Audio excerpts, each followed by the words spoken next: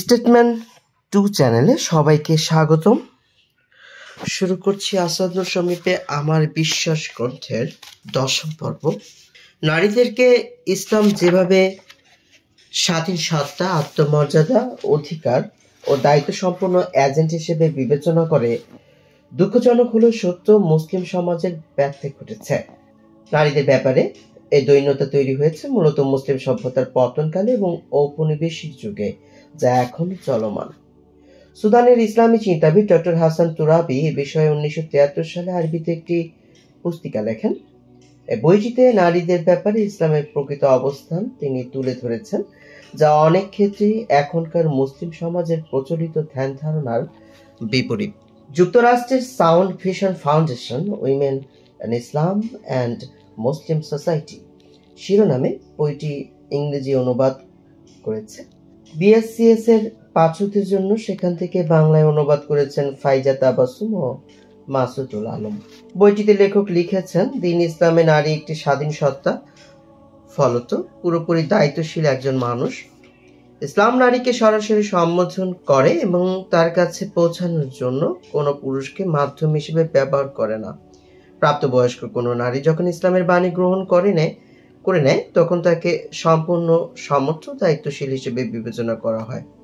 অধিকন্তু কোনো নারী যদি স্বেচ্ছায় ইসলাম গ্রহণ না করে, তাহলে সত্যিকার অর্থে সে ইসলাম গ্রহণ করেছে এমনটা বলা যাবে না। ঈমান আনার বিষয়টি একান্তই ব্যক্তিগত একটি ব্যাপার, অন্য কারো মাধ্যমে কখনো ঈমান আনা যায় না। তাই পিতা, স্বামী কিংবা অন্য কোনো পুরুষের সাথে সম্পর্ক থাকার কারণে কোনো নারী মুসলিম হয়ে যায় না। তৎকালে মুসলমানদের প্রত্যেকে ব্যক্তিগত স্বতন্ত্রভাবে মহানবী মুহাম্মদের কাছে এসে নিজের আনুগত্যের শপথ পেশ করতেন সাল্লাল্লাহু আলাইহি ওয়াসাল্লাম। পুরুষদের মতো নারীরাও মহানবী সাল্লাল্লাহু আলাইহি ওয়াসাল্লামের কাছে এসে ইসলাম ও নবীর প্রতি ব্যক্তিগত আনুগত্য স্বীকার করতেন। আল্লাহ সুবহানাহু ওয়া তাআলা মহানবী সাল্লাল্লাহু আলাইহি ওয়াসাল্লামের প্রতি ইরশাদ করেছেন, হে নবী, যখন মুমিন নারীরা তোমার কাছে এসে বায়াত করেছে, তারা আল্লাহর সাথে কাউকে শরীক করবে না, চুরি করবে না, ব্যভিচার করবে না, নিজেদের সন্তান হত্যা করবে না, কারণ আমি কুৎসা রটাবে না এবং সৎ কাজে তোমার অবাধ্যতা করবে না। তাহলে তুমি তাদেরকে বায়াত গ্রহণ করো এবং তাদের জন্য আল্লাহর নিকট ক্ষমা প্রার্থনা করো। আল্লাহ অতি ক্ষমাশীল, বড়ই দয়ালু। সূরা মুমতাহিনা 7 নম্বর অধ্যায় 12 নম্বর আয়াত। আবু সুফিয়ানের কন্যা উম্মে হাবিবা রাদিয়াল্লাহু তাআলা আনহা ইসলাম গ্রহণ করেছিলেন। যদিও তার পিতা তখন পর্যন্ত পৌত্তলিক ছিলেন। আবু সুফিয়ান উম্মে হাবিবার সাথে দেখা করার জন্য মদিনায় তার গৃহে গমন করেন। তিনি যখন বিছানায় বসতে যাচ্ছিলেন, তখন তার কন্যা তাকে সেখানে বসতে না দিয়ে বিছানা গুটিয়ে ফেললেন। এমন আচরণে মনক্ষুণ্ণ হয়ে আবু সুফিয়ান মেয়েকে বললেন, আমি এই বিছানায় বসার যোগ্য নই, নাকি এই বিছানা আমার যোগ্য নয়? উম্মে হাবিবা কঠোরভাবে পিতাকে জবাব দিয়েছিলেন, এটা হলো নবী সাল্লাল্লাহু আলাইহি ওয়াসাল্লামের বিছানা, আর আপনি হলেন অপবিত্র মুশরিক। আপনি এটার উপর বসেন, তা আমি চাই না। এ কথা শুনে আবু সুফিয়ান রাগান্বিত হলেন এবং মেয়েকে তিরস্কার করে বললেন, আমার অবর্তমানে তোমার মাথা খারাপ হয়ে গেছে। তবাকাতে ইবনে সাদ। উম্মে সুলাইম বিনতে মিলহান রাদিয়াল্লাহু তাআলা আনহা ইসলাম গ্রহণের পূর্বে মালিক বিন নাদিরকে বিয়ে করেছিলেন। উম্মে সুলাইম ছিলেন একদম শুরুর দিকে ইসলাম গ্রহণকারীদের মধ্যে একজন। ইসলাম গ্রহণকে তার স্বামী মেনে নিতে তো পারেননি, উল্টো প্রচন্ড রাগারাগি করতেন। এক পর্যায়ে তার স্বামী সিরিয়ায় চলে যান এবং সেখানেই মৃত্যুবরণ করেন আল ইসাবা। উম্মে হানি বিনতে আবু তালিব রাদিয়াল্লাহু তাআলা আনহা বিয়ে হয়েছিল হুবাইরা বিন আমরের সাথে। তিনি নবীজি সাল্লাল্লাহু আলাইহি ওয়াসাল্লামের চাচা আবু তালিবের কন্যা। মক্কা বিজয়ের সময় তিনি ইসলাম গ্রহণ করেন। ধর্মের এই পরিবর্তনের কারণে স্বামী থেকে তাকে পৃথক হয়ে যেতে হয়েছিল। হুবাইরা নাজরানে পালিয়ে যান। আলী সাবা। হাওয়া বিনতে ইয়াজিদও ছিলেন এমন একজন নারী যিনি ইসলাম গ্রহণ করেছিলেন। তার স্বামী কায়েস বিন হাতিম ছিলেন তখনকার বিখ্যাত কবি। ইসলাম গ্রহণের কারণে স্বামী তাকে মানসিক ও শারীরিকভাবে নির্যাতন করতেন। তিনি ধৈর্য ধরে তা সহ্য করতেন। মহানবী সাল্লাল্লাহু আলাইহি ওয়াসাল্লামের সাথে একবার বাজারে কায়েসের দেখা হয়। তখন তিনি তাকে ইসলাম গ্রহণের আহ্বান জানান। মহানবী সাল্লাল্লাহু আলাইহি ওয়াসাল্লাম তাকে বললেন, আমি শুনেছি তোমার স্ত্রী হাওয়া তোমার ধর্ম ত্যাগ করার পর থেকে তুমি তার সাথে ভালো ব্যবহার করছো না। আল্লাহকে ভয় করো এবং আমার এই কথাটি মনে রাখো, তোমার স্ত্রীকে বিরক্ত করবে না। রাসূলের ব্যক্তিত্বের প্রভাবে তিনি সম্মতি প্রদান করেন এবং স্ত্রীর কাছে ফিরে গিয়ে বলেন, হাওয়া, তোমার সহযোগী মোহাম্মদের সাথে আমার দেখা হয়েছে। তিনি আমাকে তোমার বিষয়ে সতর্ক করেছেন। আল্লাহর শপথ, আমি তাকে দিয়ে আমার প্রতিশ্রুতি রক্ষা করব। তোমার ব্যাপারে আমি আর হস্তক্ষেপ করব না এবং আমার দ্বারা তোমার কোনো ক্ষতিও হবে না। তারপর হাওয়া রাদিয়াল্লাহু তাআলা আনহা প্রকাশ্যে কালেমার ঘোষণা দেন, যা তিনি এতদিন গোপন রেখেছিলেন।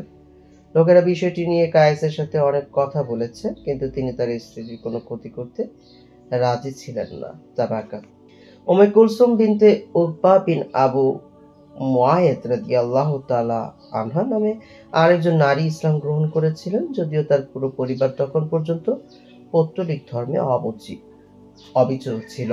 তিনি মদিনায় হিজরত করেছিলেন। প্রখ্যাত ইতিহাসবিদ ইবনে ইসহাক বলেছেন, উম্মে কুলসুম যখন মদিনায় মহানবী সাল্লাল্লাহু আলাইহি ওয়াসাল্লামের কাছে হিজরত করেন, তখন হুদায়বিয়ার সন্ধি কার্যকর ছিল। কারো সঙ্গ ছাড়া একাই তিনি মক্কা ত্যাগ করেছিলেন। এই বিবেচনায় কার্যত তিনি ছিলেন রাসূল সাল্লাল্লাহু আলাইহি ওয়াসাল্লামকে অনুসরণ করে মদিনায় হিজরতকারী প্রথম নারী। তার ভাই আমারা এবং ওয়ালিদ মহানবী সাল্লাল্লাহু আলাইহি ওয়াসাল্লামের কাছে গিয়ে হুদায়বিয়ার সন্ধি চুক্তি অনুসারে তাকে ফিরিয়ে দেওয়ার দাবি জানান, কিন্তু রাসূল সাল্লাল্লাহু আলাইহি ওয়াসাল্লাম নারীদেরকে চুক্তির শর্তের আওতায় বিবেচনা করতে অস্বীকৃতি জানান। তাবাকাত নারীদের স্বেচ্ছায় ইসলাম গ্রহণ করা এবং এর প্রেক্ষিতে নির্যাতন সহ্য করার বিভিন্ন ঘটনা আমরা জানি। যেমন উম্মে উবাইস রাদিয়াল্লাহু তাআলা আনহা এবং হারিসা বিনতে মুআম্মির রাদিয়াল্লাহু তাআলা আনহা ছিলেন একজন দাসী। তিনি জুনায়রা আল রুমিয়া নামেও পরিচিত ছিলেন। তিনি ছিলেন ইসলামের প্রথম দিকের মুসলমানদের মধ্যে একজন। আবু জাহেল তাকে প্রচন্ডভাবে মারধর করত। একইভাবে ওমর রাদিয়াল্লাহু তাআলা আনহু ইসলাম গ্রহণের আগে তাকে প্রহার করতেন। ইসলাম গ্রহণের কারণে এই দরিদ্র নারীটি এত বেশি নির্যাতনের শিকার হয়েছিলেন যে তিনি দৃষ্টিশক্তি হারিয়ে ফেলেছিলেন। এই সুযোগে মক্কার মুশরিকরা তাকে অপদস্থ করার জন্য তার এই দুর্ভাগ্যকে অজুহাত হিসেবে কাজে লাগাতো। তারা বলতো, লাত ও উজ্জা মক্কার লোকদের দুটি দেবতা, পবিত্র কাবায় তারা এগুলোর পূজা করত। অভিশাপে তুমি অন্ধ হয়ে গেছো। কিন্তু তিনি সবসময় বলতেন, তারা মিথ্যা বলছে। আল্লাহ সাক্ষী, মূর্তিগুলো কোনো লাভ ক্ষতির কারণ হতে পারে না। শেষ পর্যন্ত তিনি দৃষ্টিশক্তি ফিরে পেয়েছিলেন। শহীদ সুমাইয়া বিনতে খুবাত রাদিয়াল্লাহু তাআলা আনহা ছিলেন আম্মার বিন ইয়াসির রাদিয়াল্লাহু তাআলা আনহার মা। তিনি ইসলাম গ্রহণকারী সপ্তম ব্যক্তি ছিলেন।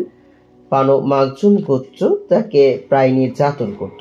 আসা যাওয়ার পথে লোকেরা মক্কার উত্তপ্ত বালিতে স্বামী ও ছেলের সাথে তাকেও নির্যাতিত হতে দেখত। মহানবী সাল্লাল্লাহু আলাইহি ওয়াসাল্লাম তাদেরকে সান্ত্বনা দিয়ে বলতেন, ইয়াসিরের পরিবারবর্গ, ধৈর্য ধরে এই কষ্ট সহ্য করো। আল্লাহ তোমাদেরকে এর বিনিময়ে জান্নাতের প্রতিশ্রুতি দিচ্ছেন। তিনি ছিলেন বয়স্ক এবং শারীরিকভাবেও দুর্বল। অত্যাচারীদের মধ্যে আবু জাহেলও ছিল। অতিরিক্ত অত্যাচারের কারণে তিনি মৃত্যুবরণ করেন এবং ইসলামের প্রথম শহীদ হিসেবে মর্যাদা লাভ করেন। আলী সাবা আবু সুফিয়ানের কন্যা উম্মে হাবিবা রাদিয়াল্লাহু তাআলা আনহা ছিলেন একজন নারী, যিনি নির্বাসিত অবস্থায় দৃঢ়ভাবে ইসলামের উপর অটল ছিলেন। নিপীড়ন থেকে বাঁচতে তিনি স্বামীর সাথে আবিসিনিয়ায় হিজরত করেছিলেন, কিন্তু সেখানে গিয়ে তার স্বামী ইসলাম পরিত্যাগ করেন এবং আবিসিনিয়ার প্রচলিত খ্রিস্ট ধর্মে দীক্ষিত হন। স্ত্রীকেও খ্রিস্ট ধর্মে দীক্ষা নেওয়ার জন্য তিনি চাপ দিতেন। তবে নির্বাসিত জীবনের সমস্ত দুঃখ কষ্ট সহ্য করেও তিনি ইসলামকে অবিচলভাবে ধারণ করেছিলেন। তারিখে তাবারি ইমানের শক্তিতে বলীয়ান হয়ে মুসলিম নারীরা ইসলাম প্রচারে কাজ করতেন। তাদের অনেকেই কথাবার্তা ও আলাপ আলোচনার মাধ্যমে নিজস্ব পারিবারিক পরিমণ্ডলে ইসলাম প্রচারে সহায়তা করতেন। আরওয়া বিনতে আব্দুল মুত্তালিব রাদিয়াল্লাহু তাআলা আনহা ছিলেন একজন এমনই নারী। তিনি রাসূল সাল্লাল্লাহু আলাইহি ওয়াসাল্লামকে সমর্থন করতেন এবং তার পক্ষে কথা বলতেন। তিনি সবসময় রাসূলকে এর সাহায্য করার জন্য তার পুত্রকে তাগাদা দিতেন। রাসূল সাল্লাল্লাহু আলাইহি ওয়াসাল্লাম যে ধরনের সহায়তাই চান না কেন, তা যেন তা করা হয়, ছেলেকে সে উপদেশ দিতেন। এরকম আরেকজন নারী ছিলেন উম্মে সুরাইক রাদিয়াল্লাহু তাআলা আনহা। তিনি ইসলাম প্রচারের উদ্দেশ্যে কুরাইশ নারীদের কাছে গোপনে যেতেন। তার এই গোপন কার্যক্রম প্রকাশ হয়ে যাওয়ার আগে তিনি অনেককে ইসলামে দীক্ষিত করে ফেলতে পেরেছিলেন। তার কারণে তার আত্মীয় স্বজনেরা ক্ষতিগ্রস্ত হবে বলে মক্কার লোকেরা তাকে হুমকি দিত। আলী সাবা মুসলিম নারীদের কেউ কেউ তাদের পানি প্রার্থীদেরকে ইসলাম গ্রহণের আহ্বান জানিয়েছিলেন এবং একে একে বিয়ের পূর্বশর্ত হিসেবে জুড়ে দিয়েছিলেন। উম্মে সুলাইম রাদিয়াল্লাহু তাআলা আনহা ছিলেন একজন নারী। প্রথম স্বামীর মৃত্যুর পর আবু তালহা আল আনসারী বিয়ের প্রস্তাব দিলে তিনি বলেছিলেন, আল্লাহর কসম, তোমার মতো কাউকে তো প্রত্যাখ্যান করা যায় না, তবে তুমি তো মুশরিক আর আমি একজন মুসলিম নারী। তোমাকে বিয়ে করা আমার পক্ষে মোটেও বৈধ নয়। তুমি যদি ইসলাম গ্রহণ করো তবে সেটাকে আমি তোমার কাছ থেকে বিয়ের মোহরানা হিসেবে গ্রহণ করতে রাজি আছি। উম্মে সুলাইম রাদিয়াল্লাহু তাআলা আনহার ছেলে আনাস বিন মালিক রাদিয়াল্লাহু তাআলা আনহু থেকে বর্ণিত রয়েছে যে আবু তালহা ইসলাম গ্রহণের আগে উম্মে সুলাইম রাদিয়াল্লাহু তাআলা আনহা বিয়ের প্রস্তাব দেন। তখন তিনি বললেন, আবু তালহা, তুমি যে মূর্তির উপাসনা করো সেগুলো যে মাটির তৈরি তা কি তুমি জানো না? আবু তালহা জবাব দিলেন, হ্যাঁ, নিশ্চয়ই জানি। তিনি তখন বললেন, তুমি কি সেগুলোর পূজা করতে লজ্জাবোধ করো না? তবে তুমি ইসলাম গ্রহণ করলে মোহরানার ব্যাপারে আমি তোমাকে কিছু জিজ্ঞেস করব না। আবু তালহা বিষয়টি নিয়ে ভেবে জানানোর আগ পর্যন্ত তাকে অপেক্ষা করার অনুরোধ করে চলে গেলেন। পরে তিনি ফিরে এসে ঘোষণা করলেন, আল্লাহ ছাড়া কোনো উপাস্য নেই এবং মুহাম্মদ তার রাসূল। তারপর উম্মে সুলাইম রাদিয়াল্লাহু তাআলা আনহা চিৎকার করে বলে উঠল, হে আনাস, আবু তালহার বিয়ের ব্যবস্থা করো। আলী সাবা ইসলামিক ট্রেডিশনে কোনো নারীর ইসলাম গ্রহণ করাটা যেহেতু একান্ত ব্যক্তিগত একটি বিষয় এবং এটি যেহেতু অন্য কারো প্রতিনিধিত্বের মাধ্যমে করা যায় না, তাই ইসলাম নির্দেশিত সকল আবশ্যিক কাজ ও কর্তব্যগুলো পালন করা তার নিজেরই দায়িত্ব। তার হয়ে অন্য কেউ বা কাজগুলো করে দিতে পারে না। সম্পূর্ণ নিজের অভিপ্রায়ের উপর ভিত্তি করে আল্লাহর ইবাদত পালন করতে হয়। এ কারণে ইসলামে এগুলোকে একান্ত ব্যক্তির ব্যক্তিগত অর্জন হিসেবে বিবেচনা করা হয়। এ কথার পক্ষে আল্লাহর বক্তব্য হচ্ছে, আমি তোমাদের কোনো পরিশ্রমকারীর পরিশ্রমই বিনষ্ট করি না, তা সে পুরুষ হোক কিংবা নারী। তোমরা সবাই একে অপরের অন্তর্ভুক্ত। সূরা আলী ইমরান আয়াত নাম্বার 195। যে সৎ কাজ করে সে পুরুষ হোক কিংবা নারী এবং যে মুমিন তাকে আমি পবিত্র জীবন দান করব। আর অবশ্যই তারা যা করে তার চেয়ে উত্তম প্রতিফল তাদেরকে দান করব। সূরা নাহল আয়াত নাম্বার 97। নিজ কৃতকর্মের ভিত্তিতেই কোনো নারী পুরস্কার লাভ বা শান্তি ভোগ করে। পুরুষকে কোনো নারীর পক্ষ হয়ে কৈফিয়ত প্রদান বা মধ্যস্থতা করার অনুমোদন যেমন নেই, তেমনি কোনো নারীর কর্মফলের দায়ও পুরুষের উপর বর্তায় না। চূড়ান্ত হিসাব গ্রহণের দিন সম্মিলিত দায় দায়িত্বের জন্য পরিবারকে একটি ইউনিট ধরে জিজ্ঞাসা করা হবে না। এর পরিবর্তে নারী বা পুরুষ প্রত্যেককে স্বাধীন সত্তা হিসেবে নিজ কৃতকর্ম কিংবা সম্মিলিত কৃতকর্মের ক্ষেত্রে নিজের অংশটুকুর হিসাব দেওয়ার জন্য আল্লাহর সামনে পৃথকভাবে দাঁড়াতে হবে। কিয়ামতের দিন তাদের প্রত্যেকেই তার কাছে আসবে একাকী অবস্থায়। সূরা মারিয়াম আয়াত নাম্বার 95। শেষ বিচারের দিন স্বামী স্ত্রীকে একত্রে জিজ্ঞাসাবাদের সম্মুখীন করা হবে না। একজনকে অন্যজনের কৃতকর্মের জন্য দায়ী করা হবে না। আবার একজনের উসিলায় অন্যজনকে তার অপরাধের শাস্তি থেকে নিষ্কৃতিও দেওয়া হবে না। নিছক লিঙ্গগত পার্থক্যের কারণে কোনো ঈমানদারের সাথে অন্যায্য আচরণ করা হবে না। আল্লাহ তাআলার দৃষ্টিতে সমগ্র মানব জাতি সমান। তিনি বলেছেন, সেদিন মানুষ পালিয়ে যাবে তার ভাই থেকে, তার মা, তার বাপ, তার স্ত্রী ও তার সন্তান থেকে। সেদিন তাদের প্রত্যেকে শুধু নিজেকে নিয়ে ব্যতিব্যস্ত থাকবে। সূরা আসাবা আয়াত নাম্বার 34 থেকে 37। ব্যক্তি মর্যাদার দিক থেকে নারী ও পুরুষের সমতা, বিশেষ করে নারীর স্বতন্ত্রতা ইসলামের একটি অন্যতম মূলনীতি। কাফেরদের জন্য আল্লাহ তাআলা নূহের স্ত্রী ও লূতের স্ত্রীর উদাহরণ দিচ্ছেন। তারা দুজনেই ছিল আমার দুজন নেককার বান্দার গৃহে, অতঃপর তারা দুজনেই স্বামীর সাথে বিশ্বাসঘাতকতা করলো। ফলে তাদের সম্মানিত স্বামীরা তাদেরকে আল্লাহর গজব থেকে রক্ষা করতে পারল না এবং তাদেরকে বলা হলো অন্যান্য জাহান্নামীদের সাথে জাহান্নামে চলে যাও। এবং ঈমানদারদের জন্য আল্লাহ ফেরাউনের স্ত্রী আসিয়ার উদাহরণ তুলে ধরেছেন। সে দোয়া করল, হে আমার রব, আপনার সন্নিকটে জান্নাতে আমার জন্য একটি ঘর বানিয়ে দিন এবং আমাকে ফেরাউন ও তার দুষ্কর্ম থেকে উদ্ধার করুন এবং আমাকে জালেম সম্প্রদায় থেকে মুক্তি দিন। এবং ইমরানের কন্যা মরিয়মের উদাহরণও পেশ করেছেন যে তার সতীত্ব বজায় রেখেছিল। অতঃপর আমি আমার পক্ষ থেকে তার মধ্যে রূহ ফুঁকে দিয়েছিলাম। সে তার পালনকর্তার আদেশ ও কিতাব সমূহের সত্যতা প্রতিপন্ন করেছে। সে ছিল অনুগত বান্দাদের অন্তর্ভুক্ত।